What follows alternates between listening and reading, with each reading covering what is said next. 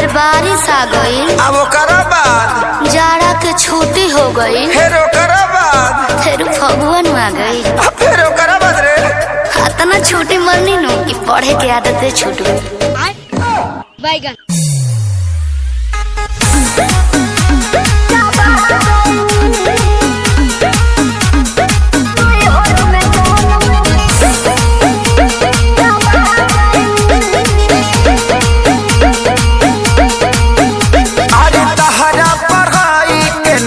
कोनो जोड़ हो बोले लू तो इंग्लिश के तूर दे लू गोड़ हो। मैं तो बताई मैं नहीं हूँ हाई फाई। अरे तहरा पढ़ाई के नहीं कोनो जोड़ हो बोले लू तो इंग्लिश के तूर दे लू गोड़ हो। का चाहता नहीं जी ऐसन भाषा से हम पगला गईनी सुनी बेचे कापे किताब भोजा खा गईनी। राजा नहीं हर में राजा नहीं हर में गोलम चापा गईनी। राजा नहीं हर में गोलम चापा गईनी। अच्छा एक बात बताओ तहरा संडे मंडे याद बा? हाँ जी तो सुनाओ तो।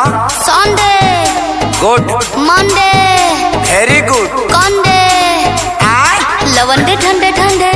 संतोष पागल बुझले बारू मारम बहु फेंक देबू।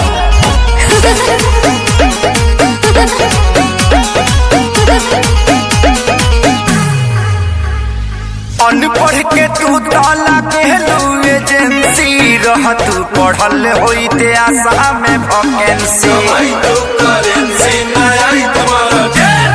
भोक भोक बुतत रहा पढ़े घरे दियावा।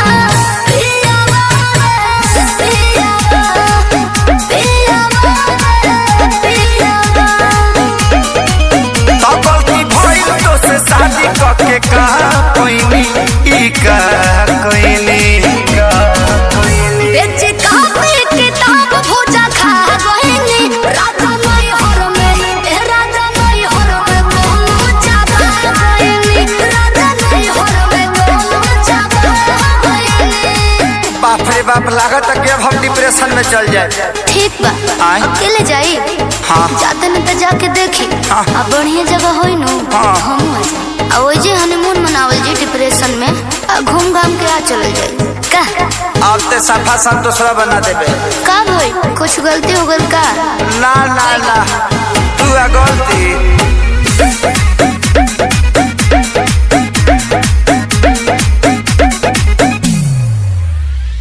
चढ़ली जवानी तहर पूरा बझोल हो खत्म इतिहास पूरा गोल बाबू गोल हो।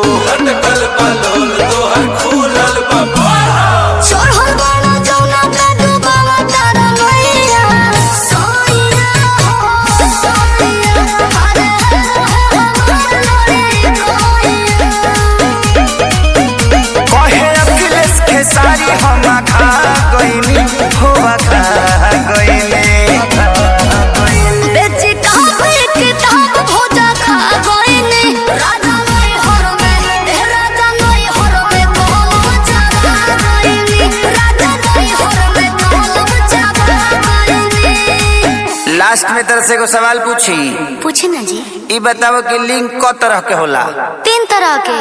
कौन कौन? स्त्रीलिंग यस पुल्लिंग बिल्कुल यस। अडरलिंग। हाँ अब बुझा गल दुर्गेश नहीं बना देवे ते हमके। पूछी